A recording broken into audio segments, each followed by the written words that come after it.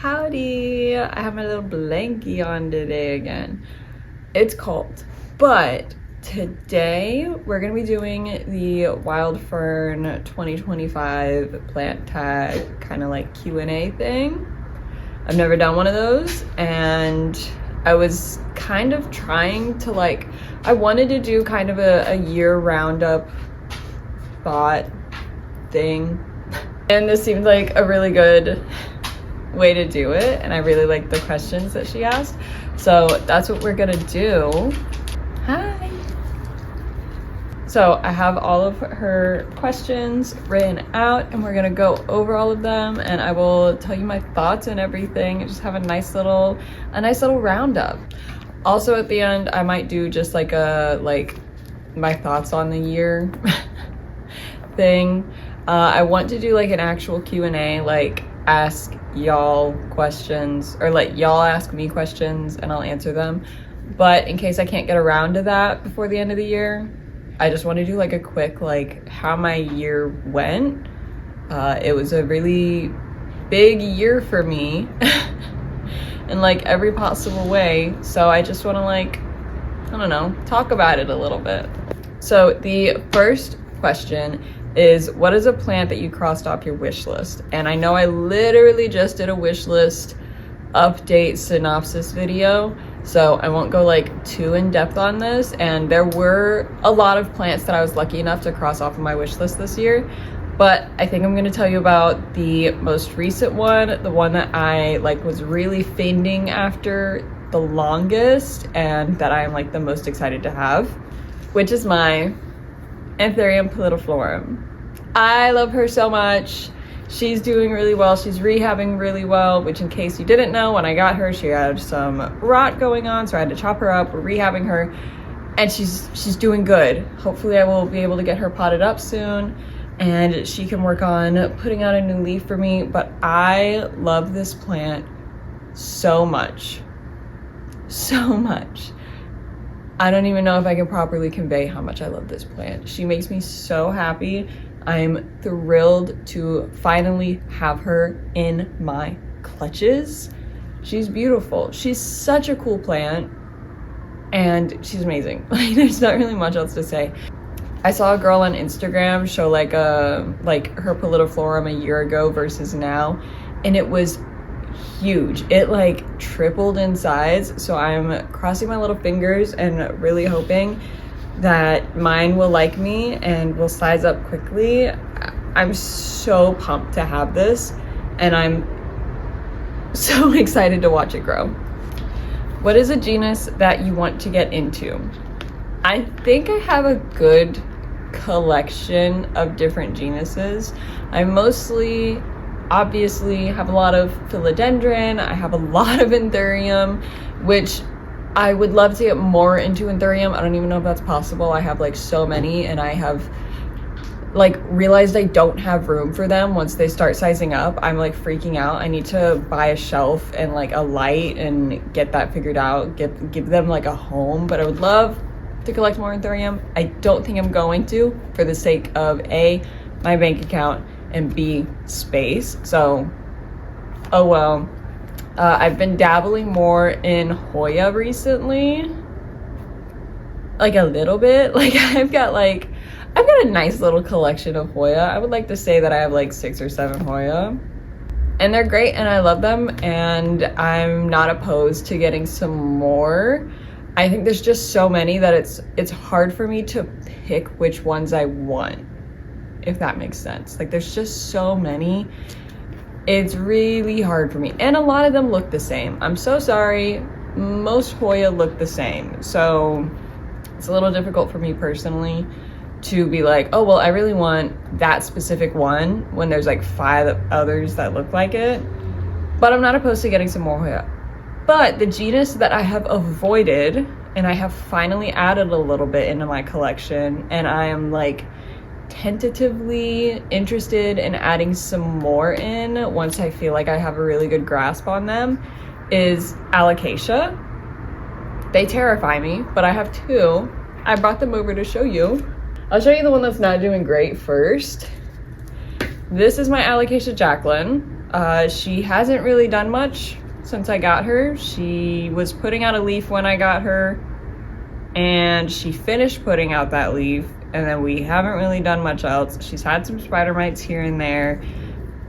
Over the past month or so, I've tried to be much better about spraying her down and making sure, you know, we're trying to avoid more spider mites. And she has roots. I see her roots, they look really good. She's just not doing much above the soil, but she's alive, so we'll take that.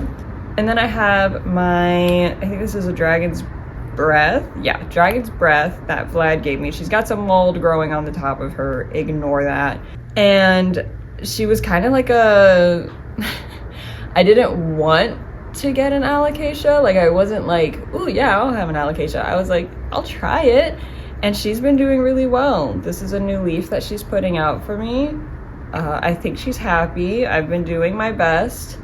She's in like a no drainage situation, so I think she likes that. She seems happy. So this one gives me a little bit more confidence. And I think once I get the Jacqueline kind of going a little bit more, I'll feel more confident about having more alocasia. But they are so, so pretty. They're just kind of scary. I would love a Frydek. They're stunning. All of the like variegated alocasia like really are very yummy to look at. So I'm not even like, I just want this specific alocasia. I'm kind of just like, I don't know, I'll see if there's some that I like, which there are, and then I'll get my little hands on them. Maybe. We'll see. But I'm open to it. And I don't think that they size up quite as quickly as some of my other genus. So that's like a bonus for me because, again, I don't have a lot of room. I really need to figure out this whole room situation. But alocasia are the genus that I want to get more into next year. Question number 3 is, what is your plant care routine? My routine is pretty simple and lazy and cheap. I water roughly once to twice a week. I make sure my moss poles get watered twice a week, specifically so they don't dry out. My begonia get twice a week. And I fertilize with every watering. That's for some reason kind of controversial. These are indoor plants. They are not outdoors. They are fine. Like, they're not going through full seasonal changes. And I've never had a problem with over-fertilization. But the fertilizer that I use is actually just Miracle-Gro. Like the really basic like blue crystally Miracle-Gro. That's what I use. That's the only, well, not the only one. I also have the We the Wild like liquid worm poop stuff, and I'll like put that in every now and then. Like, I'll, instead of the Miracle-Gro, I'll do that. That's like a treat for the plants. But I do want to get more into nicer fertilizer. I just haven't really been able to afford it. So maybe with this next year, we'll dabble in some nicer fertilizers. But that's kind of it. I water, we'll say once a week. I water once a week with Miracle-Gro fertilizer. I will kind of like spray with my We the Wild neem oil spray. I can't remember exactly what it's called. I'll like go through and like kind of like mist down my plants. I should probably do it more often than I do. Right now it's like every couple of months. I should probably do it like once a month, and that just helps with pests. I add systemic granules into my soil, which helps with pests. And then I go through, and if someone needs to be wiped down, I use that spray, I wipe it down, I'll trim as I need to go. Besides watering, everything is kind of like when needed situation. So like, I'll trim back a plant, I'll chop up a plant, I'll repot a plant, whatever, as needed. As opposed to like, okay, so once a month I go through and I do all these repots and blah, blah, blah, blah, blah. I'm very like, I look at them every day. I wake up in the morning and I look at them every day, and I'll be like, oh, this one needs this done really quickly. Or I'll be like, oh, that one needs that done on my next day off. I don't have much of a like routine going. But yeah, water, Miracle-Gro fertilizer. That's it. What is a plant success story that you have from this year? So earlier this year, I didn't get the actual like bad stuff on film. I didn't video me actually finding out these issues about this plant. I kind of filmed like the aftermath of like, hey, this just happened to my plant, this is what I did. But my silver sword, which was like the crown jewel of my collection, it was one of my favorites. I loved it so much. It was one of the plants that like really got me into collecting and taking it more seriously, had root rot.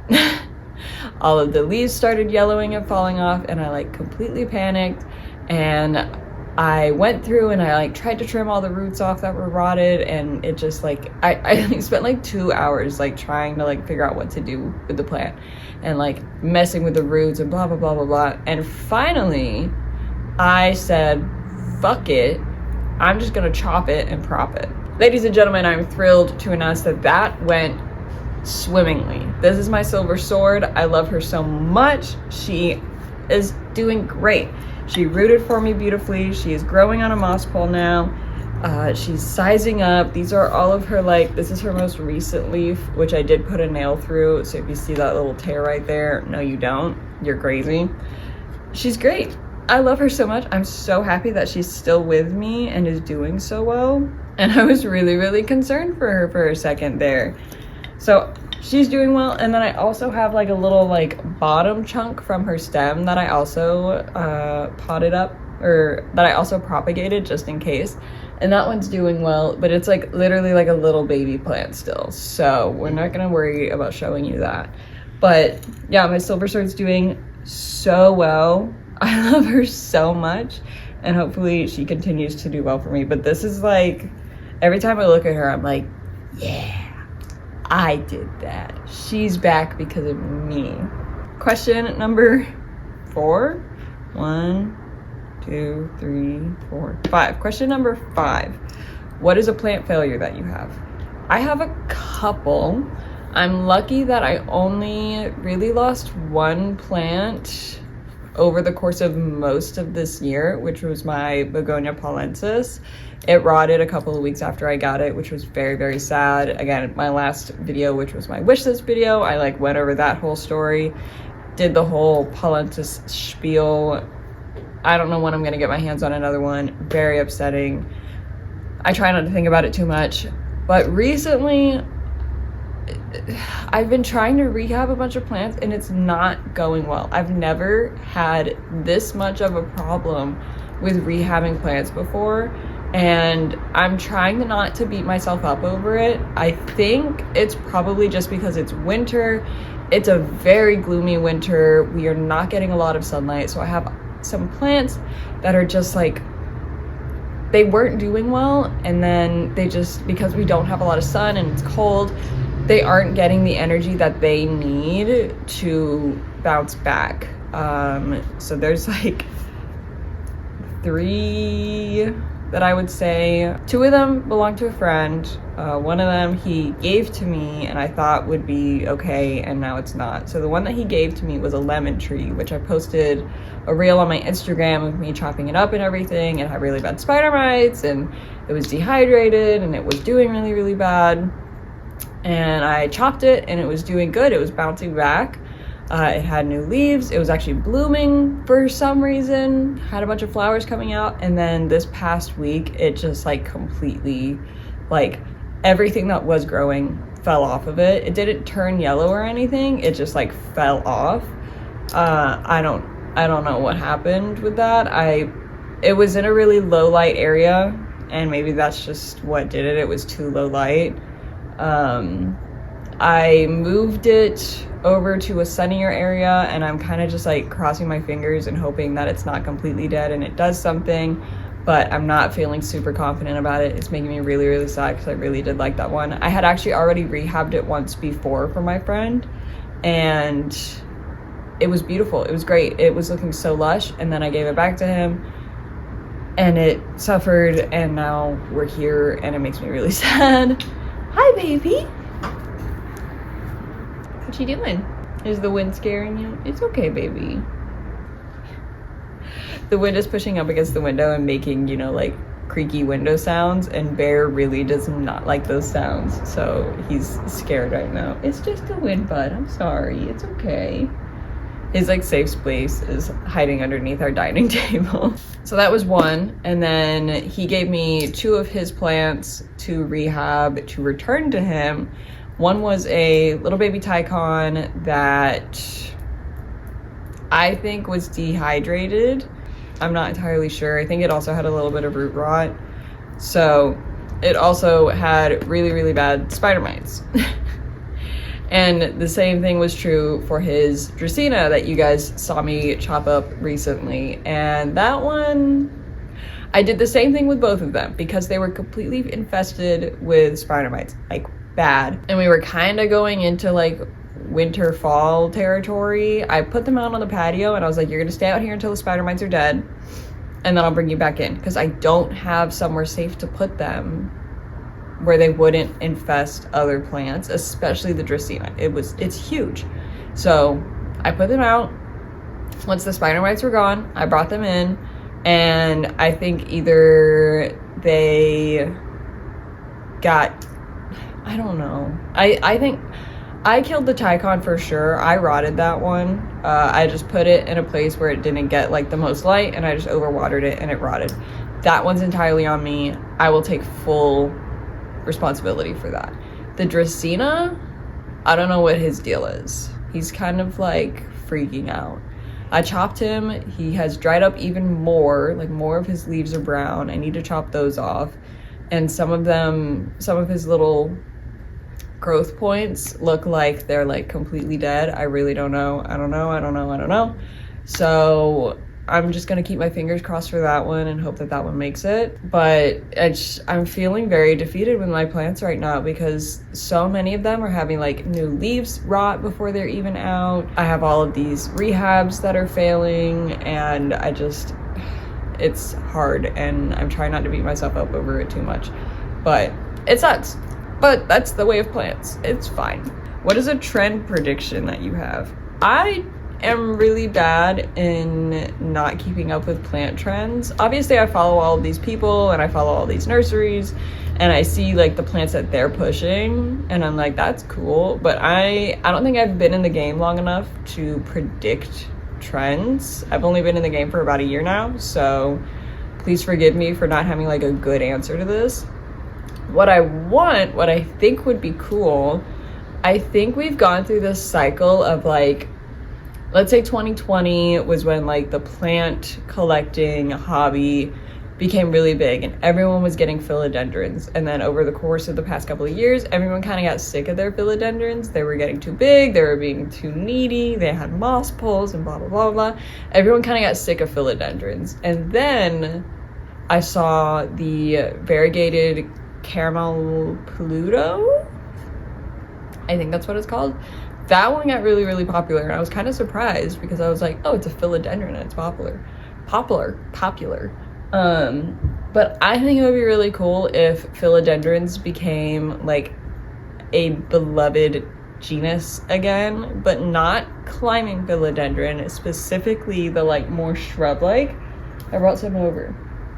Like the tortum. I think she's already had her moment, but something like this, or I have she's not variegated, but she is a caramel Pluto. Something like this where like it kind of is more compact. I think these kind of philodendrons would be really cool if like they became a really big trend. I would really like that because I love philodendrons, but I'm in the same boat of like, they get so big and they're and moss poles are a lot. So I think it would be cool if smaller philodendron became popular again.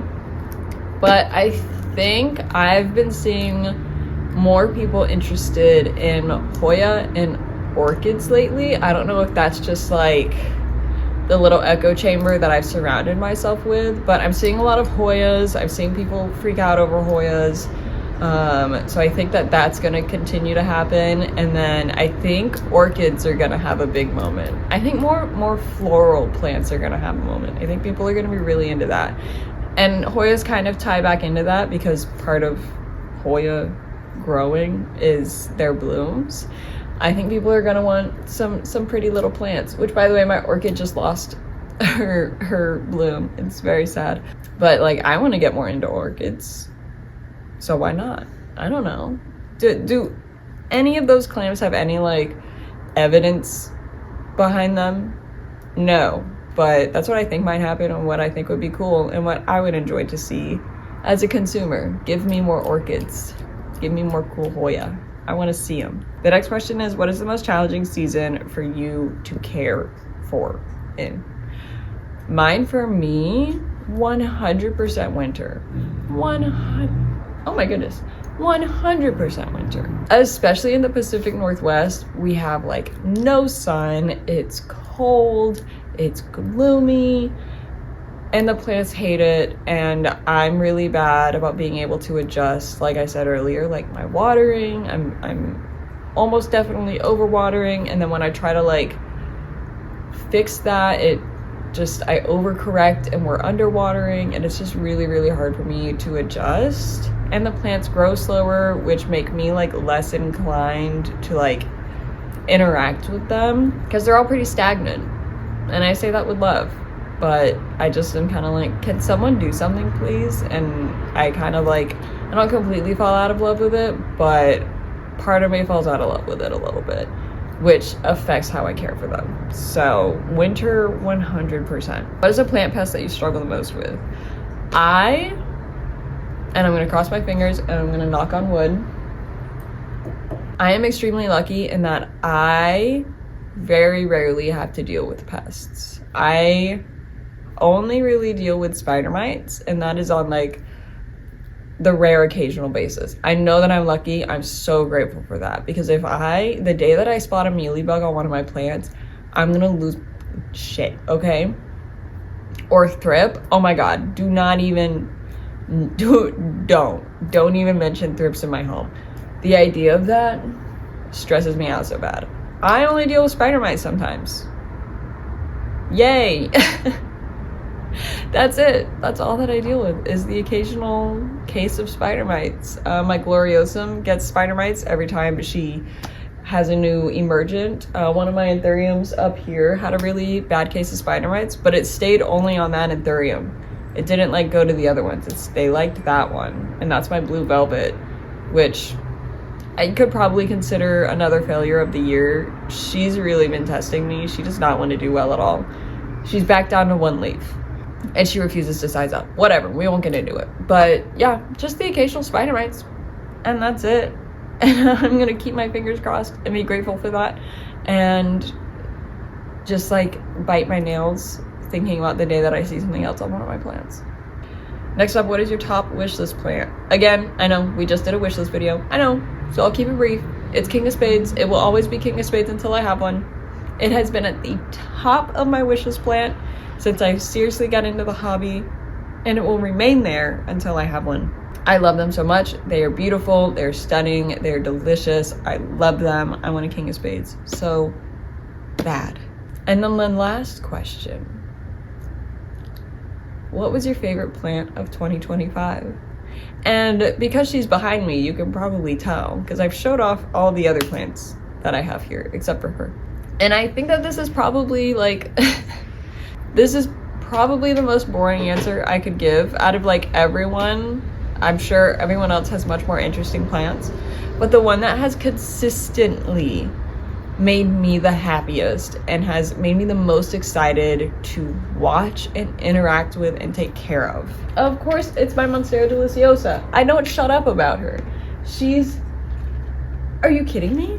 She's beautiful. This is my baby right here. When I first moved to Seattle, I stole this from someone. I stole a cutting from someone, and I'm not going to give any more details on that story, but I stole a cutting from someone, and I brought it home, and I propagated it, and I started from scratch, and she took forever to root up. And then once she was rooted up, I was able to pot her, and she was one of like a couple of plants that I had. And I have struggled with Monstera deliciosa literally for like 5-6 years. And this is finally the one that worked for me. I got it down. She's so happy. She has been exploding ever since I got her, especially the past couple of leaves. Like, this is a stunning plant, and I'm sorry, I don't care if you think they're boring, if they're like not as impressive or cool or trendy as all of their variegated counterparts. She's the mother. She is who created those.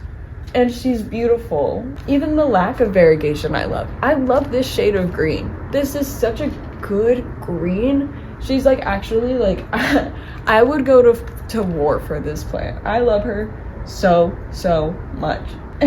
She's doing so well for me. It like actually makes me a little emotional sometimes. She's just a girl and I'm just a girl and we're growing together. And she's blossoming and I'm blossoming. And I love her. This is my favorite plant of 2025. I love her so much.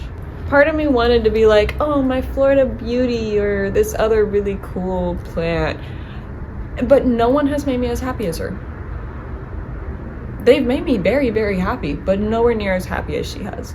Every time she puts out a new leaf for like a month afterwards, I'm like, yee! I love her so much. I love her.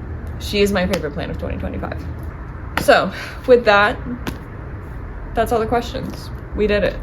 Now I'm just gonna really quickly just kind of reminisce over the past year. I just want to tell you about everything that I've been through and what my life is looking like now.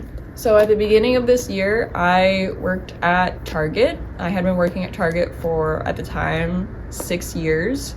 After 6 years of working at Target, I just kind of realized it wasn't going to go anywhere and I needed to find something else. And I did. I started my new job a month ago. I am working in the vet field and it is really exciting and terrifying, but also really fulfilling. So that's really nice. I am on this like whole new career path. I don't know if this is something that I will stick with long term. This isn't really something that I ever, wanted for myself. Like, I didn't really want to be in the veterinary field, but I'm not angry at it. If this is what I do either long term or for a while or whatever, I'm so grateful for the opportunity. I'm already like so grateful for the people that I've met and the connections that I've made. It's great. It's awesome. With that, I obviously got more into my social media stuff. I have, like almost everyone else ever, I, as a teenager, wanted to be like an influencer, and it just was this kind of like constant uphill battle of like trying to make that work and it not working. And I kind of gave up for a bit, or I kind of like had this disdain for it where I was still doing it, but it didn't make me happy. And this year I was really able to kind of figure out how to do it in a way that made me happy, which I think is the most important part of it. And I am grateful for everyone who has followed me along the way.